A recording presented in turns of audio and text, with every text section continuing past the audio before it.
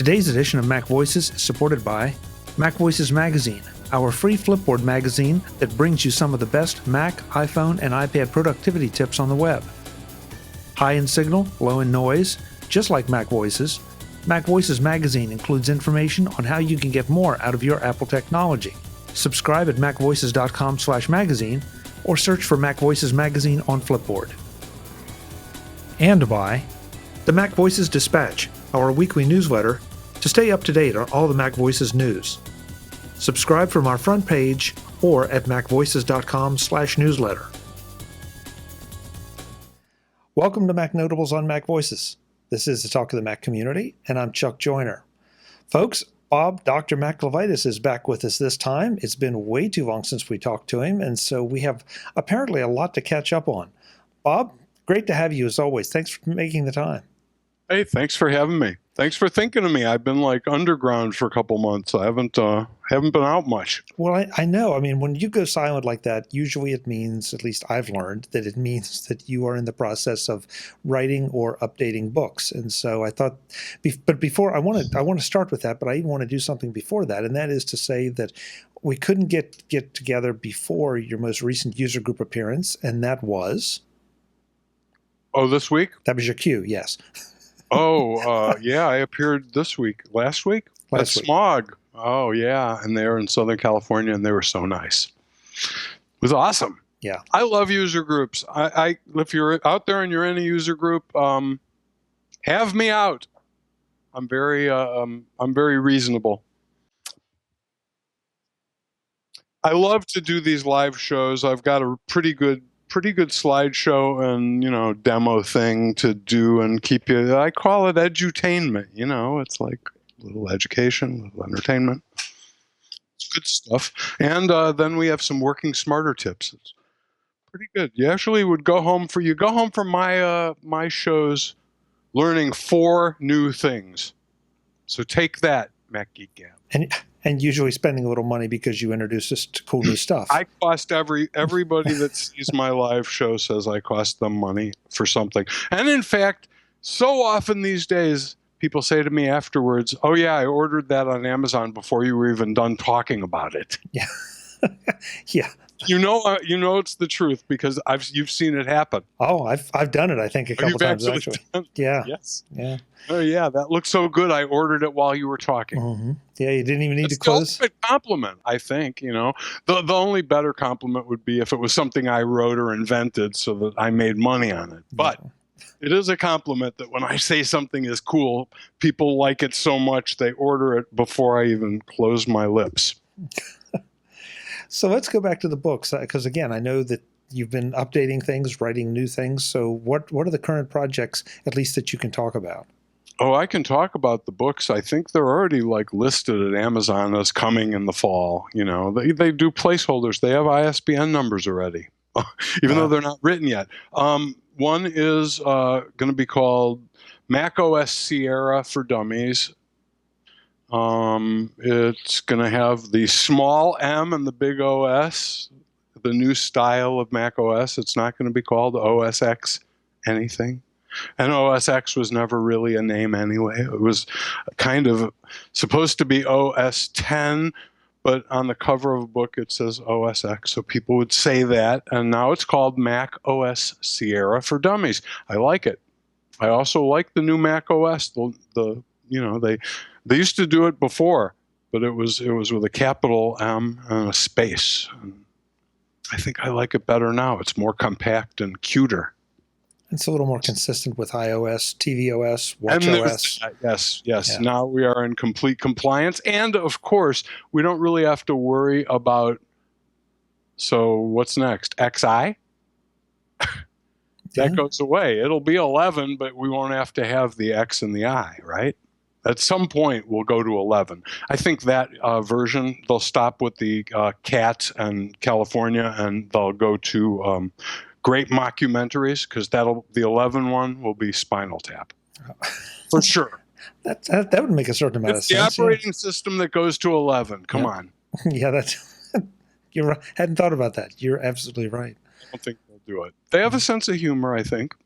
especially when they do those little movies to tell you about the name of the new operating system. You know, they definitely have a sense of humor, but. Well, and Craig Federighi has dropped some really, cute things, amusing things as they're introducing the name of the next one. So, yeah, that would. Well, Spinal Tap would be a very appropriate. I mean, but then what do you do next? You know, mockumentaries, Ruddles.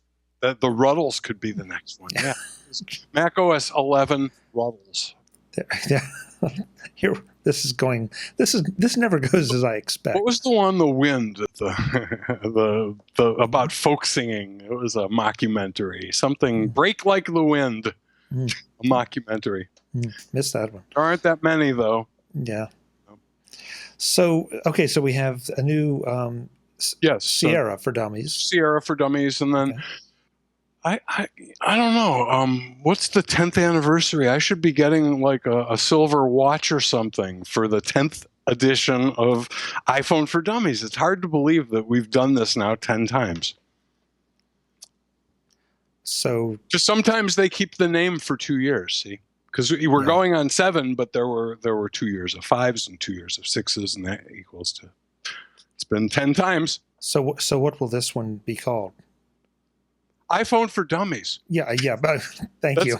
That's what it's always called. Okay. No, it's its whole name. It's just a new version. It'll say on the side 10th edition. Oh, okay. So it's the 10th edition officially, and it has a different ISBN number, and of course it's completely redone, as we do every year.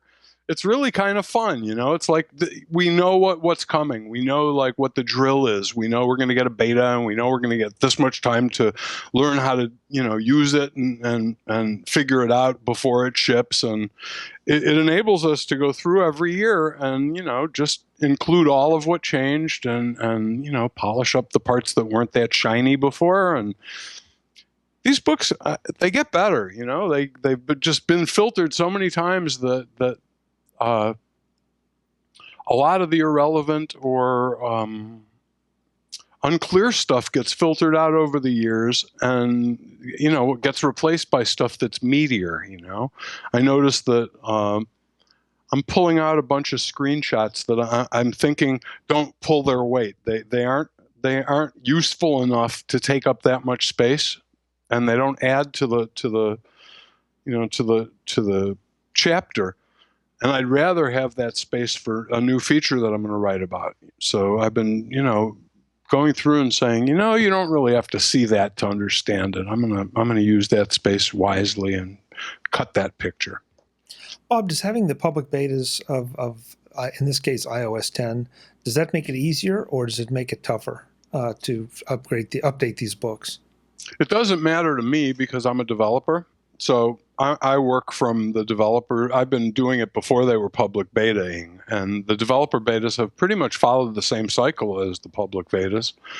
But ever since I started doing Mac OS books, the first one was System 7 for Dummies, back when it was called System. So. Or it might have been System 6 for Dummies and then System 7. Anyway, it was a system back in the old days. And I didn't get the same kind of ramp up. It's like those books came out 6 months after the operating system because we didn't have really good access to betas or anything. At the time, I don't think anybody in the publishing industry had really thought to apply for developer status because we were developing Mac products, even though they didn't have any code. Some of them had code, I guess, on the pages, but I mean, it didn't matter. I thought developer means developer. You're in the Apple ecosystem. You're, doing stuff about stuff. And we could sign an NDA and we could live with that, and get the books done in a much more timely fashion. So we started doing that a long time ago, 15 years ago, and Apple's good with it. But nobody before that, I don't think anybody in publishing had ever really thought of it, And so a lot of times you'd write a book about something from Apple and you'd say to the publisher, what are we going to do when the next version comes out? And they'd go, when will that be? And you'd have to say, well, Apple never tells me that or anything else really before it goes public. I don't know why people think I know stuff from Apple. It's like somebody said, so you must know, are there 2 lenses on the iPhone 7 camera? Is there a headphone jack? I said, I'm not the last person Apple will tell. I'm the first person they'll tell when they're telling people. But until then, I'm the last person they'll tell. And I read the same rumor blogs as you do. And so, yeah, I think that we're not going to have a headphone jack. And I don't know what it's going to be called. I don't know if it has 2 lenses, but I think it will because I read blogs that say so. And with this late a date, it's starting to feel like those are real things because that if they're releasing these things in September, they're already building them now. And the supply chain, as much as they want it to keep quiet, it's got to be next to impossible to not have any leaks. So I think maybe some of those pictures are right, or some of those reports are right, and no headphone jack. And I forget the last time that the iPhone came out, there was something that was absolutely unconditionally going to be there, no question. And then the new iPhones arrived and it wasn't. And I can't remember what it was. I don't think it was. I don't think it was where I was charging, but there was something that they all got skunked on, and I can't remember what it was. I don't know if you do or not, but I don't remember, but I could see that happening. And I said to somebody the other day, Apple isn't above a head fake. I said one of those prototypes was leaked on purpose and is wrong. Yep. Apple would do that. Apple would most certainly do that and never admit to it, but think it's funny. Oh, sure. Hey, make sure that gets. What about the one that was left on a bar stool? Yeah. Sometimes you have to wonder what's a false flag and what's not. That one I think was a real accident because they got so upset about it. Yeah. But I also think that at this point, yeah, they could probably credibly leak that. Something with a complete false, They have better things to do, though. They're pretty busy there inventing a car that drives itself. I heard from the rumor mill, not from anybody in Cupertino. Bob, we don't like to talk about rumors here because they're so unsubstantiated. So I'm going to take it from another angle.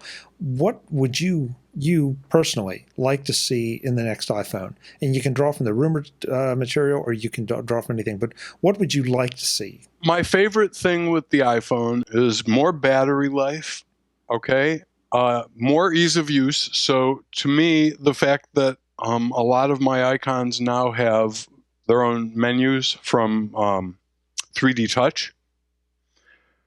Okay, that's good. Those are the kind of improvements that I like to see. So I don't care about the headphone jack thing, but I would like to see the camera get better. The camera and the battery are the 2 things that I really like to see improvements in. I think the size is good for me now. I'm a confirmed plus man. I'm a plus size guy. I like the plus, and I know some of my friends say it's too big, and every once in a while I feel that way. When I put on a pair of skinny jeans and it doesn't fit in the front pocket the way it's supposed to. But at my age, I don't wear skinny jeans all that much, and the benefits far outweigh the drawbacks. It's like almost like having a tablet. I have a little Bluetooth keyboard that's not much bigger than an iPhone, a little bigger, and made out of titanium or some very strong metal. I can shove it in my pocket, and it makes the iPhone 6S Plus a pretty usable platform for writing, for real writing. I mean, not just answering a quick text message, but I could bang out a column or even book chapter on that if I had to, and that's pretty impressive, having a whole thing in my pocket. Yeah, I hope that they keep with the different size iPhones, because I'm like you. I like the Plus because I don't just use it for a phone. I use it for the apps and for the camera and all those things. Yeah. If I were just really going to just use it as a phone and nothing else, I think I would drop down to a much smaller size. Well, But I've got the solution to that, Chuck. I have two phones. why I am I have not? the little phone and the big phone. Why am and I not surprised? all you need to do is get two phones. Then you've got the right one for any occasion. Yeah. No, here's the thing. I eat my own dog food. I tell people don't install a beta on the blank that you use to earn a living. You know, the phone you use, the iPad or the Mac you use. Don't install beta software on any production device. And so as I'm writing iPhone for Dummies, I, of course, have to be running iOS 10, and I can't run it on my real iPhone, so I had to get a second iPhone. Not such a terrible thing. Yeah. Yeah, it doesn't sound like it. I know a lot of people that have that, or at the very least, they might have an iPod Touch. Well, I always use my last year's iPhone if it doesn't trickle down. In my family, most stuff trickles down, but I usually end up with something with no SIM in it that I use as an iPod Touch. I use it in the bedroom, you know. And now it would actually get phone calls. This one doesn't have a SIM in it, but it's set up to ring when that one rings, so I can carry this one around and actually have to carry them both. And that's a little pocket problem. That means I have to wear cargo shorts because otherwise I don't have enough places for two phones and everything else. Yeah. You need to get that shoulder holster thing that you can, put iPhones and iPads and everything in. Yeah. Oh, yeah. But then where would I put my gun that I don't have to conceal anymore in Texas, that I can carry openly? Put that on your hip. But I wear long shirts. Oh, well, that's a Start problem. to draw. Yeah. I need the this shoulders. I need the shoulders for my guns. Yeah. Where am I going to put my devices? I'm kidding. You know, since they legalized open carry in Texas, I have yet to see someone openly carry a gun in Austin. I'm a little surprised at that. Yeah, I am too. I mean, I thought I'd be seeing them everywhere. I thought people would be packing heat everywhere. Maybe they are. They just don't. They're just in those shoulder holsters that we're talking about. Under their jackets, yeah, I guess, or in their hip holsters. But I read a lot of mystery fiction, so I always notice when someone's carrying, unless they have their clothes tailored. I can look at someone and know if they're, if they've got a concealed weapon. But you don't have to be concealed anymore. Now it's like, hey, put that shoulder holster on over your jacket and go out in public. I'm actually glad that Apple has switched the revolver emoji to a squirt gun. It's a small, but it's a small and futile motion. But I'm glad they made it. I'm glad they made the effort.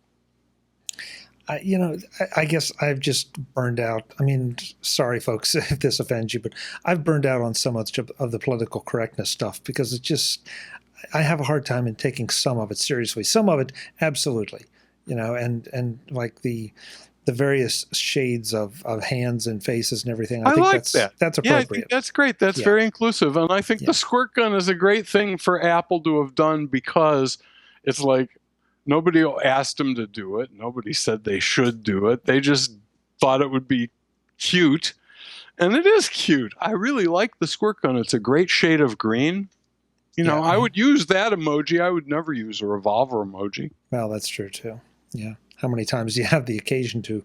Well, maybe let's hope not that you wouldn't have that many occasions to use revolver emoji. Not very often that I can recall.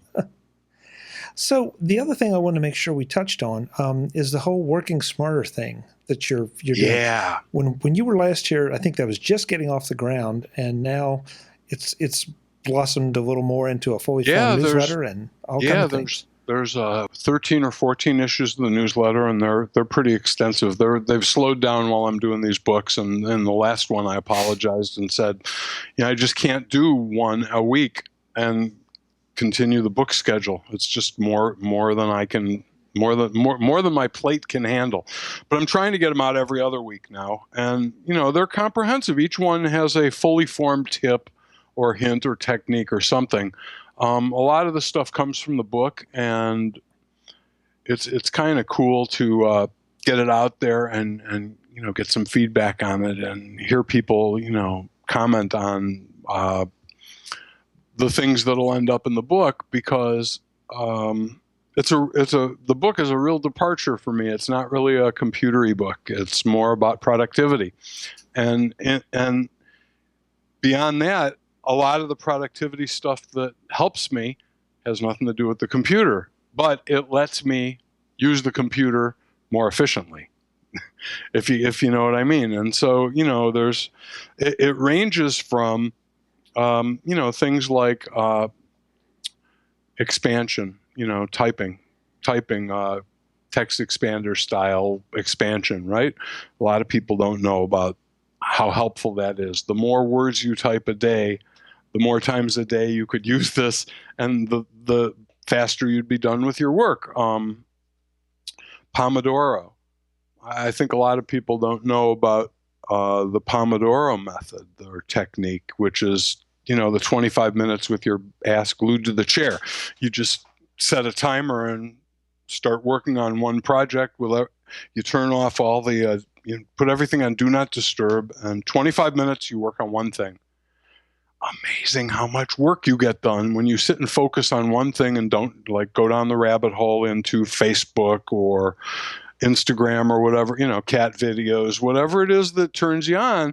If you don't succumb to that, if you've got a timer ticking and you say, I can't do anything else until the timer goes off, you get so much done. You just oodles. 25 minutes of concerted effort equals 2 hours of sitting around my usual way, jumping down rabbit holes in between typing sentences, right? Yeah. And those are the kinds of things that I've never seen written for a Mac audience. It's like I see pieces of them in all kinds of productivity stuff that I read. And there's lots of people that have lots of good ideas about time management. And we don't really manage time. Time goes at a given rate no matter what we do. So we can't manage it. What we can manage is our tasks, our stuff, what we do with our time. And that's what I want to show people is, there's so many ways that you can get more done in less time. And why is that great? Because that leaves you more time to do stuff you love, right? Right? So if I get done with if I can write everything that needs writing in 6 hours a day instead of 13, I can play guitar a little. I can read for pleasure. I can take my dog for a walk. I'm going to do that anyway. That's written into my deal is I take the dog for a walk, whether I need it or not, because dog got to go. And it's good for me. But it used to take me, all day and half the night to accomplish what now gets done by 4 or 5 o'clock every day easily. And the reason is I don't spend a lot of time screwing around anymore, because I know when I'm screwing around and not being productive, and I steer myself back into doing what I should be doing in the first place. And I know how much I can goof off. It's like on any given day, I know how much slack I have to go follow a rabbit hole, see something on Facebook, click the link, watch the movie. That's a little 5 minutes, but that's 5 minutes I wasn't writing. All over my office, I have little things like this. All over my house, actually. They say, is that front ways or back ways? That's right. I can see backwards in mine. But, yeah. Okay. So what is 1440? Want to guess? No? No. All right. It's the number of minutes in a day. Okay. In a 24-hour day. And here's the thing. I put it on the TV. I put it around the office because if you pick up the iPad and play Real Racing for a half hour, you just use 30 of those 1,440 minutes, and I'm going to sleep probably 600 of those. So now I only got 700 or 800 left to get stuff done. And if I throw away a half an hour on that, and then I, leave some comments on any website. It's like, oh boy, as soon as I start that, that's a half hour. And I think about 1440. I've only got that many. Okay, I really can't leave that comment until I finish writing this chapter that my editor's waiting for. That's the deal. And because of that, the chapter gets done on time. It gets done well. And if there's time left over, then I can go look at cat videos or whatever it is. But I use a lot of different things. I have ADD, so, I'm always tricking myself and making deals with myself. And so I don't have to, I've even looked into like nannies, it's like, okay, I may have to ban myself from the internet when I'm writing. I may have to like not allow Facebook and Twitter and Instagram while I'm writing. And sure enough, there's ways to do that. And they're in my book because some people might want that and might need that to get work done. But I know a lot of people get distracted and hardly even realize how much time it's carving out of their day, week, month. And if they could kind of catch themselves before they fall down the rabbit hole, all of a sudden you start finishing things way sooner than you did before. It's like where you used to have to like go to dinner and then go back to work to finish something. With this, with these kinds of tools in place, I so rarely have to come in the office after dinner. We eat late, so, if I have to work, I can work till 7. But I don't even have to work till 7 most days. Most days by 5 or 6 o'clock, I've got everything that was on my list of things that needed to be done today. And I have to say, having a to-do list, I used to think was, part of what kept me sane. And I still think to-do lists are good, but you can't have just a to-do list. You have to have a plan, because a to-do list isn't a plan. To-do list is a list, and a list is a lot of things. And so just making that decision sometimes took me half an hour. I would pick up the to-do list of 100 items, and I would scan them all carefully. And then I would pick the one that was most pleasant or most fun. And I'd do it, and then I'd beat my chest, and boy, am I proud of myself. I checked off one more thing on the list. And meanwhile, what should be done wasn't done.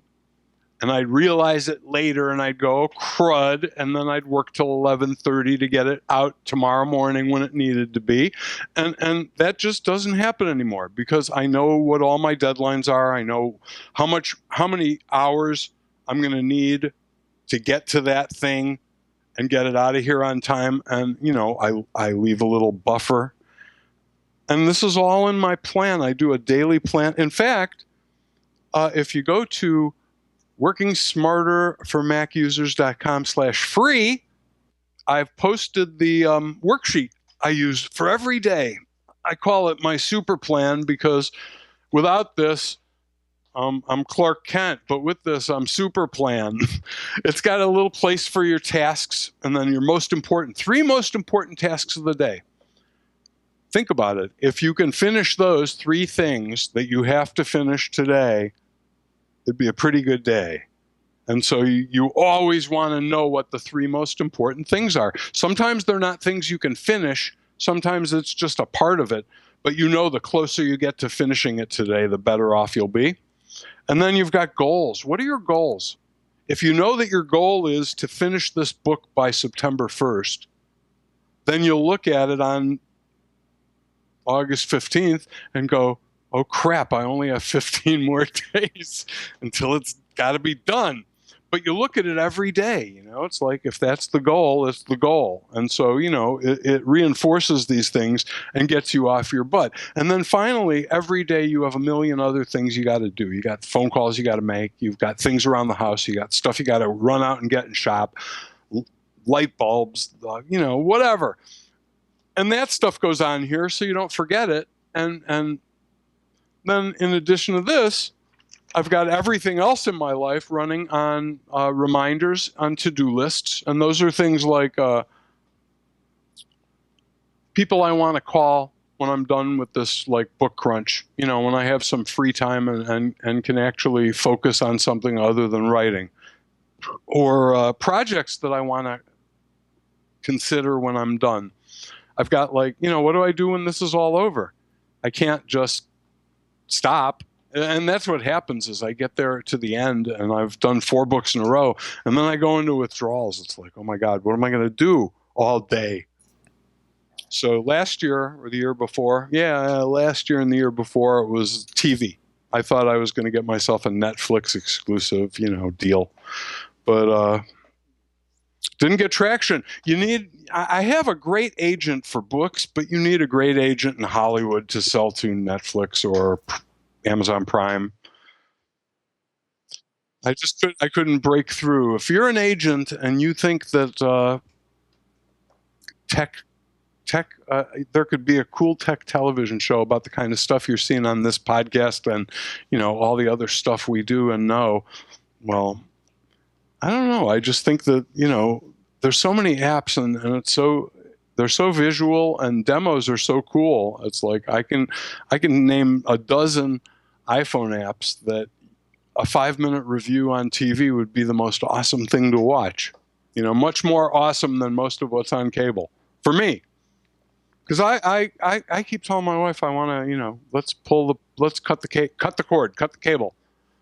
I could watch the kind of things I like on Netflix or Hulu, or I could buy them on iTunes, but we pay $180 a month for cable TV, and that's just ridiculous. Bob, go back to the the productivity thing. You say that you kind of run things on to-do lists and apps. Man? Or am I what? Am I paying you to drive me back to working smarter when I get distracted? No. I know. I really this is want. Great. I'm so glad that you're interested because it's my passion. It's like this is the one thing that when it was time for me to not do a book for a publisher, there was no question what I wanted to write about. It's a passion of mine. I'm always interested in trying to find something that works a little better. So what app or apps are you using for the to-do lists and the reminders? Okay. For my reminders, I use Apple Reminders because what I like the best about it is I can have multiple lists. So I've got one that's called After 4 Books Done. And I just throw stuff in there knowing full well I'm not going to get to it for a month or two, but I don't want to forget it. I just want to put it in a bin somewhere, come back to it. Then I've got the active to-do list that's got phone calls I need to return, anything else. And I've got the calendar. The calendar's got anything dated. If I've got, if it's an appointment or a meeting, it's on a calendar and it will alert me appropriately from there. The thing I like about reminders is I can say to my watch, remind me of this and a time, or remind me of this at a place. And that's the greatest. Remind me to call so-and-so when I get home. Remind me to pick up some bacon when I'm at H-E-B. It knows where H-E-B is. So when I drive past the market, I get an alert that says, stop and pick up bacon. So, the Apple Watch, say what you will, the first Apple Watch, the apps are of limited usefulness, and a lot of the things that I had hoped it would be fun to use it for weren't. But that one thing alone makes it worth every penny. That and the fact that I can change the faces anytime I want. So the calendar, you mentioned the dated stuff. Is that Apple Calendar or? No, I like Fantastical. Okay. I use Fantastical on both my iPhone and my Mac.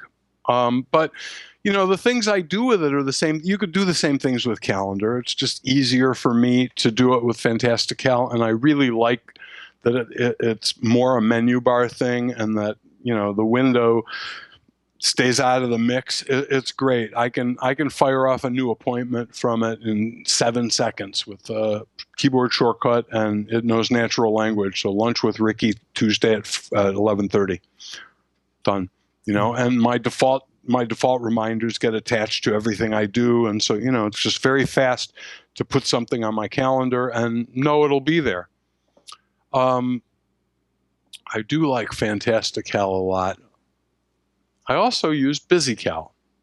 See, the thing that's cool is they all use the same data store, so I can launch any of them. And I used BusyCal on the Mac and Fantastical on the iPhone for a long time, but then the Fantastical for the Mac got everything I needed. So BusyCal or Fantastical both offer lots of stuff that, calendar junkies like. So if you're not using one or both, do. Yeah. You should. Yeah. Amen. Amen. And I went through, by the way, you asked about reminders. I want to say before I went back to Apple reminders, I tried everything. I tried things and getting things done and OmniFocus and, 17 to-do lists on the iOS and just all kinds of stuff. And in the old days, I used to make my to-do list in an outliner, Acta or more. I mean, that's how long I've been making to-do lists. Is that I used to make them in an outline, and then I used to make them in Word in the outline editor mode, where everything could be collapsed and stuff. And so Apple Reminders kind of works that way, and the thing is, it's consistent and reliable among all my devices, and that's the thing that's the most important. And all the stuff that's unlike the calendar apps, where they can use the same store as Apple Calendar and nothing bad happens, a lot of the reminder apps do bad things to the data.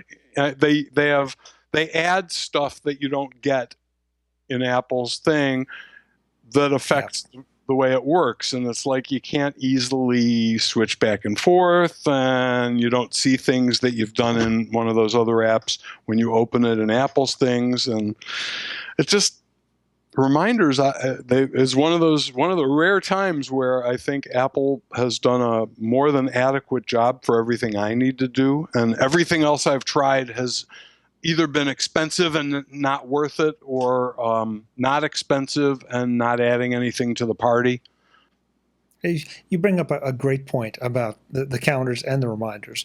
I personally prefer BusyCal, and BusyCal is great. I love BusyCal. The only thing is, I love the natural language, and BusyCal has it now. But I switched before, and it's like I can't keep going back and forth. But I do want to say, if I never saw Fantastical, I'd still use BusyCal and be really happy. Mm-hmm. But reminders, you're absolutely right. I think because reminders always try to introduce somebody's method, whether it's the GTD method or somebody else's method, and that means capturing this little piece of information or this extra bit that is not standard, that's unique to that. And so you're right. You have to get with one and stick with one, or if you're going to move, it's got to sync reliably between all the versions, and so they have to have both a good iOS and a good Mac version, which of course Apple always will. When the new iOS comes out, Reminders will be the most beta tested version of Reminders ever. Yep. Every time, right? Yep. So it's like, well, there is the reliability too. Now, in the case of your calendar programs, they pretty much use the same data store. They're not really adding any features, because the standard, which would be CalDAV, allows for fields of any name, so you can have any mix of whatever you want, and the record will store that whether Apple will show it or not. Right? I think it will. I think you can do almost anything with fields, and that will be stored in your master record, even if you don't have them shown in calendar. Not positive, but I think so. Yeah. The same thing with contacts. I think you can that's why BusyContacts works, because you can add, anything you want, and Apple's data store that's on the back end doesn't explode. Right. It knows what to do with it. I'm curious. The 1440, I think, is a brilliant idea, and I wish more people would take that and run that. I've got them where I can see them all over the house, because otherwise I go, like I'll walk away with the Guitar Hero guitar, which I can now play wirelessly with the Apple TV, and it's like, that's a good thing there's a 1440 in the den, because I get there with it and I go, yeah, right. I do have things that I should be doing. I think we need to send a 1440 t-shirt to every Pokemon player. That's funny. I had it on my iPhone for about an hour. I looked at it. I went out to by UT campus, where there were tons of Pokey things, and I saw one on the screen, I didn't catch it because I don't know how, but I saw it on the screen. I saw what the virtual, what do they call it? Augmented reality looked like. And I said, okay, that's great. This is a total time suck. I'm taking it off my iPhone. I don't want this here anymore. Yep. Amen. I don't put stuff like that on my phone. You know, I try to take stuff like that off my phone and put it on my iPad. Yeah. Because the iPad, because the iPad can come out when I have time. The phone's always in my hand or, you know, close by. If it's not on the phone, I'm a lot less likely to be grabbing for it. Wow, that's an interesting tip. Well, I mean, there's some games that I really like, but I don't want them on my iPhone because then they'll call to me and I'll like go in the longest line at the grocery store. That's really interesting. Now that's one I haven't heard before. Well, I've never even thought of that as a tip before, but it's what I do because if a good game is on my phone, I'm just much more likely to dive into it for a few minutes when I shouldn't. Yeah. I leave games that I have self-control about, like Words with Friends. I'm very controlled about that. I play in the morning when I read the newspaper. It's like instead of doing the crossword puzzle, I play Words with Friends. I got like 10 games I'm playing, mostly with people I know that are my friends. And so it's fun, you know, it's like doing a crossword early every morning. And, you know, it can be on my phone. If I'm in line at a grocery store and it's too long, I can catch up on my games maybe and not have so many to catch up on tomorrow. But the car racing games and stuff, I like them. And they take 30 minutes, you know, a couple good races. Oh, man, I'm not out of fuel yet. And, you know, you can play till you're out of fuel, and then you have to either buy more or give them real money. And I'm never going to do stuff like that. So, you know, but 20, 30 minutes before you exhaust whatever resource it is and have to wait. And it's like, oh, I'll just play till I've exhausted all my fuel. But I guess the idea of those, I'm not a gamer, so it wouldn't apply there, but certain recreational apps or maybe photo apps that I would like to explore a little bit. You know, if you put them on the iPad, then you can grab it when you've got time. And I've basically made it so that the second page, when you add new stuff, it'll never automatically populate the first page of icons. I don't know why, but you know, if you add stuff and it adds automatically, it goes on to the second or further page, the first page that has open space. So I usually leave the second page half empty.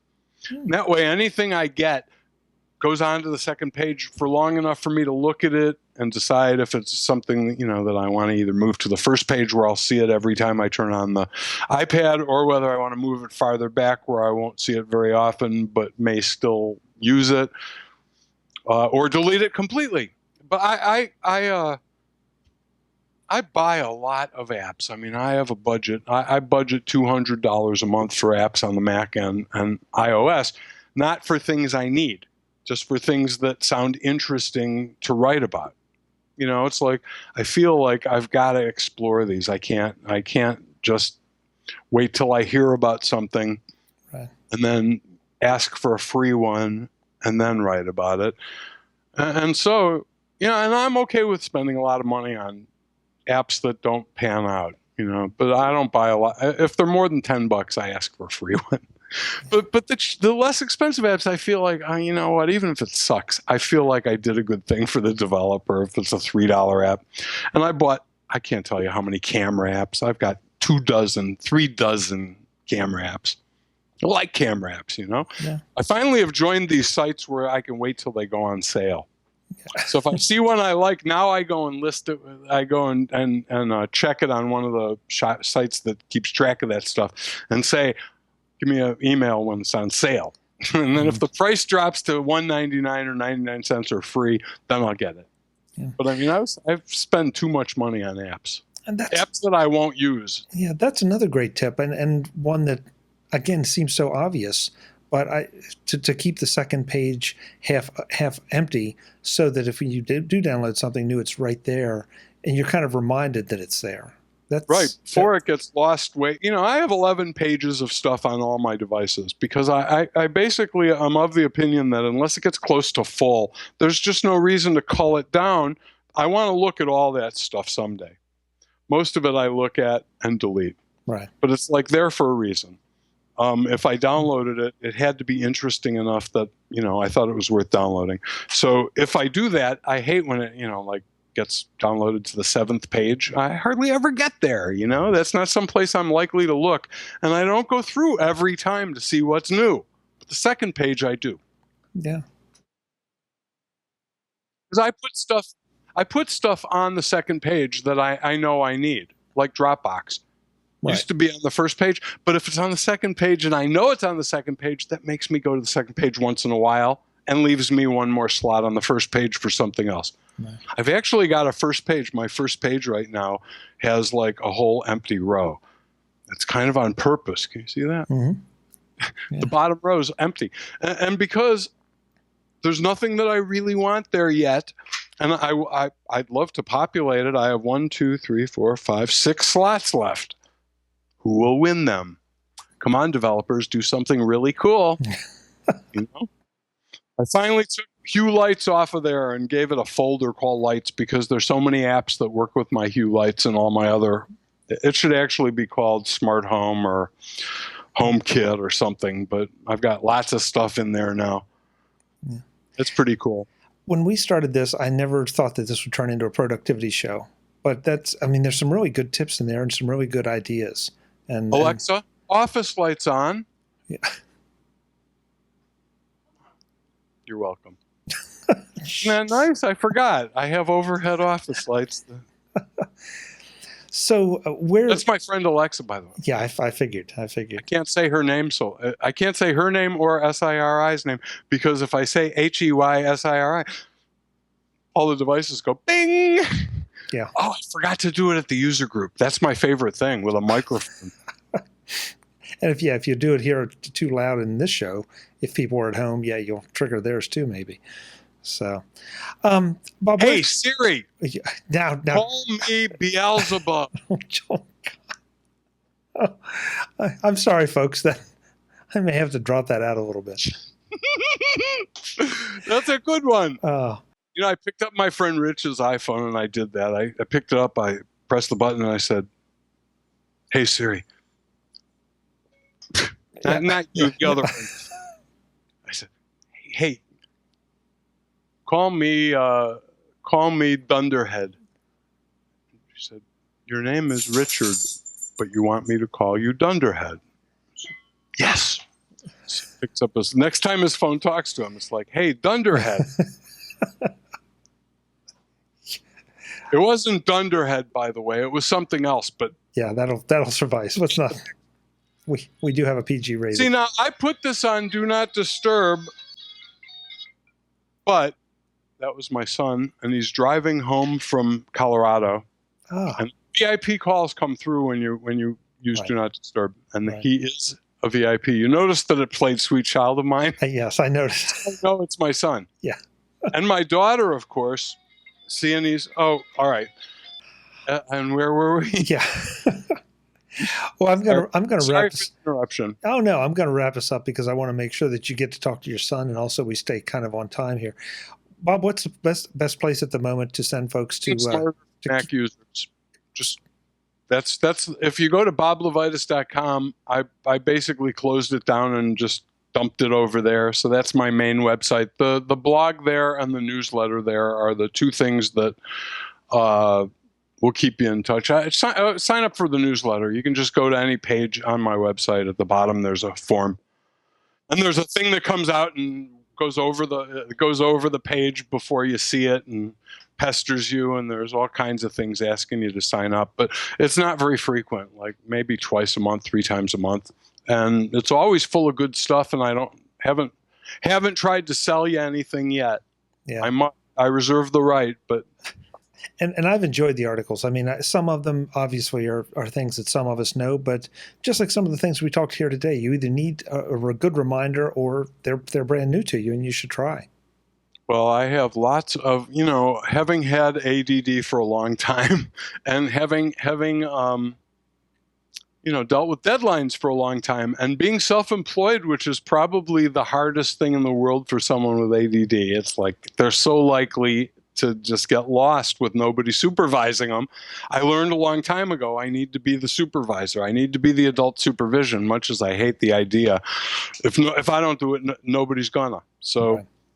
I've just, I've been like thinking of these things, ways to just be more efficient. It's like I hate wasting time doing things, and the more times I do something, the more I think about how I might do it faster, better, more elegantly, easier, whatever.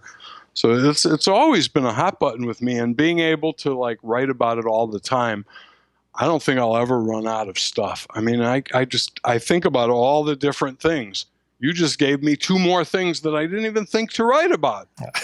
Arranging your home screens might be a tip. There you go. That's something that I just do that I didn't even think of. Yeah, I could write that up. Yeah. That would be interesting. That would be something for people to know. Absolutely. Or, I'm sure there's tons. There is so much. I will never run out. I could do a weekly newsletter. It's not that I don't have enough material every week. It's that I don't have enough hours. Right. We all suffer from that.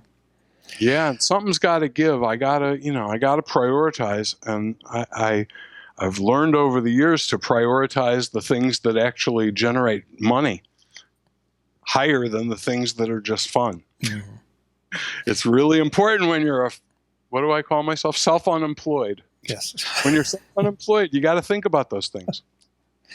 Bob, we got to do it more often. This was a lot of fun. I'm sorry it's taken this long, but Anytime. Okay. Anytime. This is a pleasure. It's always fun. Next time I'll have some more cool video stuff. Okay. I'll set it up in advance, and I'll surprise you with cool video tricks. All right, that sounds good. Like the one that I did before we went on the air today. Yeah, but we won't tell anybody about that one yet. Wink, wink. Yeah. So We can tell them soon. I hope so. I don't know. It's been in beta for a year. Yeah. Well, we'll let them come on and tell us about it. Then you can do a live demo. There you go. How's that? All right. Bob, it's great to see you. Thanks so much. You know what? You should actually have him do that when you talk to him. Rather than just talk to him, say, when I talk to you, I want you to demo the whole thing live, and we'll do a show about it. Oh, we will. Don't worry. Let me know when that happens, because I want to see it. All right. You got it. It's great to see you. Thanks so much. You too. Thank you for having me. I'll be back anytime. And if you get a chance, I'll be on the East Coast in November. Cool. Well, yeah, we'll talk to you. I'm sure you will. I'm sure you will. And at some point pretty soon, I'm going to send out my schedule to the media. That's you. That's me. Good. You and a couple other people. Yeah. Because I'm going to Chicago in October, and I think I have one other one, just do the little PR thing. Sounds good. Always All good. right. Always good. Thanks for having me. Thank you, Bob. Take care. Have a good day. Night, afternoon, Whatever it is where you are. Folks, I'm Chuck Joyner. This is Mac Notables on Mac Voices. We will be back with more soon from the Mac Notables and from all the other voices in the Mac community. Until the next time, thanks for watching. Visit MacVoices.com for show notes, links to subscribe, and to connect with Chuck on Twitter, Google+, Facebook, YouTube, Vimeo, SoundCloud, the Mac Voices blog, the Mac Voices Dispatch, our weekly newsletter, and on MacVoices Magazine, free on Flipboard that helps you do more with your Apple tech. Advertising handled by Backbeat Media at backbeatmedia.com, bandwidth provided by CacheFly at cachefly.com.